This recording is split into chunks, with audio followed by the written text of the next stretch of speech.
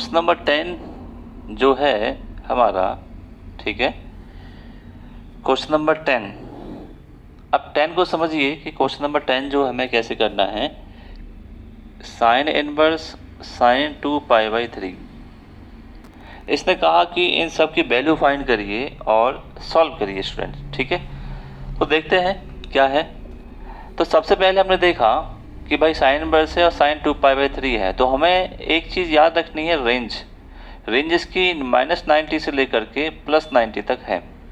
अब हमें यही चीज़ देखनी है कि 2π/3 जो है वो इसी के रेंज में आना चाहिए, इससे ऊपर नहीं जाना चाहिए। 2π/3 का मतलब होता है आपकी 120 की वैल्यू, ठीक है। अब 120 से ज़्यादा है तो कैसे भी करके हमें इसको रिजॉल्व करना है। तो इसका फॉर्मूला है आपका साइन पाई माइनस के 2π/3, ठीक है। इसको आप लिख सकते हैं 180 - थीटा से, ठीक है। तो 180 - थीटा जो होता है आपका, सॉरी यहाँ पे पाई आएगा, तो 3 पाई में से पाई जाएगा, 2π/3 बचेगा। तो इसको आप क्या लिख सकते हैं, अब आपको समझ में आ रहा होगा कि साइन इनवर्स π/3 लिख सकते हैं और ये कैंसिल हो जाएगा, तो आपका π/3 आंसर आ जाएगा, ठीक है। एक और तरीके से बताता हूँ मैं आपको, ठीक। देखिए, अब देखो साइन है और साइन 2π/3 है, ये रेडियन में एंगल आपको दे रखा है, इसको आप डिग्री में चेंज कर लो, ठीक है। पाई की वैल्यू 180 डिग्री होता है, 3 होता है, ये 60 टाइम कट गया, और साइन इनवर्स साइन 60 × 2 120 डिग्री हो गया, ठीक है।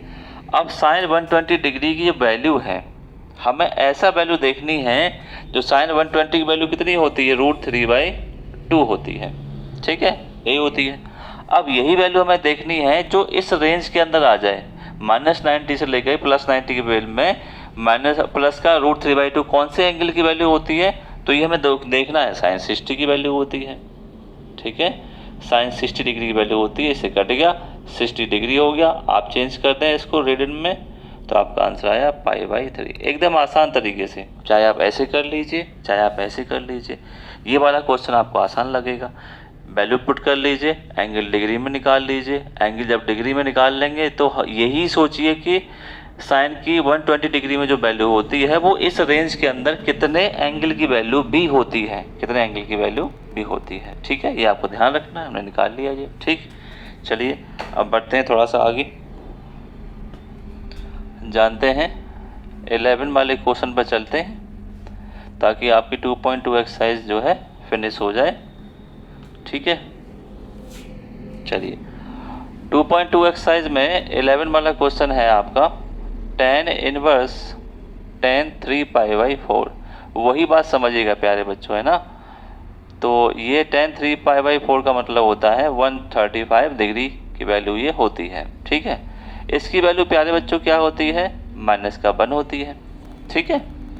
अब क्योंकि हम जानते हैं यहाँ पर सिंस -90 से लेकर के +90 तक इसकी वैल्यू इसके बीच में आना चाहिए, जबकि ये तो ज़्यादा है भाई, नेगेटिव आ रहा है, ठीक है। तो अब अगर माइनस को बाहर कर लें तो ये वैल्यू किसकी होती है, आप समझ पा रहे होंगे, इसी रेंज के अंदर tan π/4 यानी 45 डिग्री की होती है, कट गया, तो इसको π/4 आप लिख सकते हैं, ये आपका आंसर आया, ठीक है। तो इस तरीके से आपको ये चीज़ ध्यान रखनी है, ठीक है। ओके, रेंज के अकॉर्डिंग ही काम करना है, प्रिंसिपल वैल्यू जैसे हमने सीखी थी वो उसी पर हमें फोकस करना है, ठीक है। चलिए आइए आते हैं आगे, क्वेश्चन नंबर 12 की तरफ चलते हैं। Question number 12, tan sine inverse 3/5 plus के कॉट इनवर्स 3/2 ये है, ठीक है। अब यहाँ पे हमें क्या करना है, tan है, तो कैसे भी करके मुझे ये भी tan बनाना है और ये भी मुझे tan लेके आना है, ठीक है।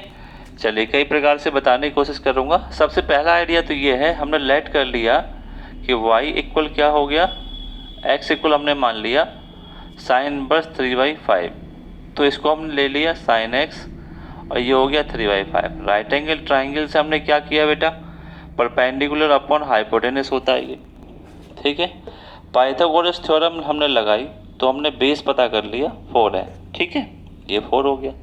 तो tan x इक्वल कितना हो गया, परपेंडिकुलर अपॉन बेस हो गया, तो x इक्वल कितना हो गया, tan इनवर्स 3/4 हो गया, एक वैल्यू आ गई।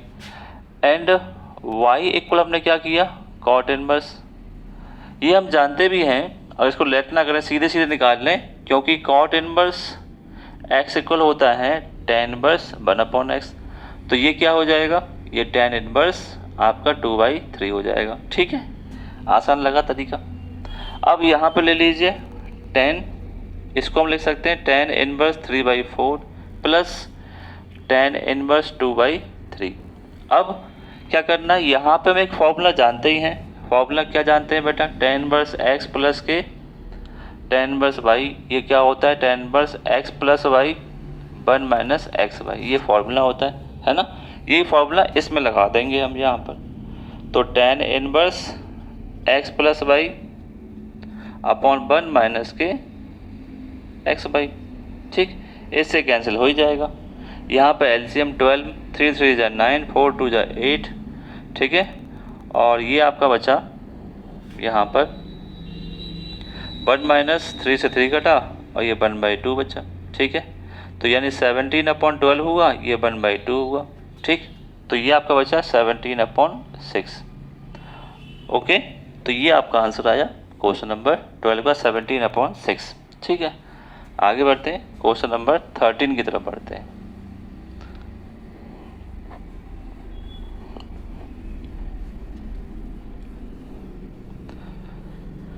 चलिए तो आगे देखते हैं 13 क्वेश्चन को। कॉज इनवर्स कॉज 7π/6 ये है। ठीक है, अब इस पर हमने देखा कि भाई इसको हम वैल्यू डाल दें, कॉज π/6 को लिख सकते हैं 30। ठीक है, तो ये आ गया 210। ठीक, अब क्योंकि हम जानते हैं यहाँ पर ये वैल्यू जो होती है 0 से पाई, ये है इसकी रेंज। ठीक है, कॉज की, और कॉज इसकी वैल्यू आप निकाल लीजिए। अगर नहीं जानते हैं तो मैं तरीका बता देता हूँ। ये होता है कॉज 180 प्लस थीटा माइनस के कॉज 30, कॉज थीटा होता है, और कॉज 30 की वैल्यू होती है √3/2। ये वैल्यू आपकी होती है माइनस की। अब क्योंकि ये तो एंगल है 210 जो इस रेंज से बाहर है, अब हमें ये देखना है कि ये सेम वैल्यू 0 से लेकर पाई के बीच में कौन से एंगल की और आ रही है। ठीक है, वैसे हम जानते हैं कि ये cos 30 की होती है नेगेटिव वाली, पर cos 30 के अलावा किसकी होती है, 150 की होती है, मैंने आपको बताया था फॉर्मूले में। ठीक है, तो ये वैल्यू जो होती है cos 150 डिग्री की भी होती है, और 150 को हम लिख सकते हैं 5π/6 आप लिख सकते हैं। ठीक है, तरीका समझिएगा, ये क्या तरीका बता रहा हूँ, बार बार बहुत ध्यान समझिएगा। ठीक है, ये वैल्यू रखने का सबसे आसान तरीका मैंने बताया है कि आप ऐसे इसको कर सकते हैं। ठीक है, जैसे प्रारंभ में भी बताया कि भाई हर एक क्वेश्चन को करने के अपने ट्रिग्नोमेट्री के 2 से 3 तरीके हो सकते हैं, तो कोई दिक्कत वाली बात है नहीं। 14 वाला क्वेश्चन है कि साइन पाई साइन इनवर्स 1/2। ठीक है भाई, चलिए तो हमें चेक कर लेना। पहला MCQ था तो 20 का आंसर था 5π/6। अभी देख लेते हैं, ये भी MCQ है। साइन π/3 है, ब्रैकेट में कुछ ऐसे है। ठीक है, तो साइन π/3 माइनस माइनस आगे आ जाता है तो प्लस हो गया, तो साइन इनवर्स 1/2 हुआ। ठीक है, क्योंकि प्यारे बच्चों ये फॉर्मूला था कि अगर साइन इनवर्स -x होता है तो इसको आप क्या लिख सकते हैं, माइनस का साइन इनवर्स x लिख सकते हैं। ठीक है, तो यहाँ पे बच्चा कि भाई साइन है π/3 है, और 1/2 जो होता है आपका साइन 30 डिग्री की वैल्यू होती है। ठीक है, यहाँ पे आपका बचा π/3, और 30 डिग्री को आप लिख सकते हैं π/6। ठीक है, और दोनों ऐड हो गए तो हो गया 90 डिग्री, यानी π/2 हो गया, और साइन 90 की वैल्यू होती है 1। तो ऑप्शन नंबर आपका डी जो है वो सही हो गया। ठीक है, तो ये होता है आपका 14 वाला क्वेश्चन। अच्छे से लिख लीजिए, जैसे आप नोटबुक वगैरह बना रहे होंगे उसमें अच्छे से नोट कर लीजिएगा। ठीक है, चलिए अब बढ़ते हैं आगे, शायद लास्ट क्वेश्चन है ये। चलिए क्वेश्चन नंबर 15 पर हम लोग बढ़ते हैं। क्वेश्चन नंबर 15 की तरफ हम बढ़ते हैं। तो tan इनवर्स √3 है, cot इनवर्स माइनस का √3 है। ठीक, ये हुआ। हम जानते हैं कि √3 जो होता है tan में 60 डिग्री की वैल्यू होती है, और ये माइनस का बाहर आ जाता है तो ये √3 हो जाता है। इससे कैंसिल हो गया, 60 डिग्री बचा। और ये कॉट में कॉट 30 डिग्री की वैल्यू होती है, ठीक है, ये आपकी 30 डिग्री की होती है। वैसे कॉट में नेगेटिव वैल्यू भी होती है, तो नेगेटिव में भी आप जा सकते हैं, ठीक है, नेगेटिव में ले लीजिए तो ज़्यादा सही रहेगा, ताकि आपका आंसर मैच करेगा, ठीक है।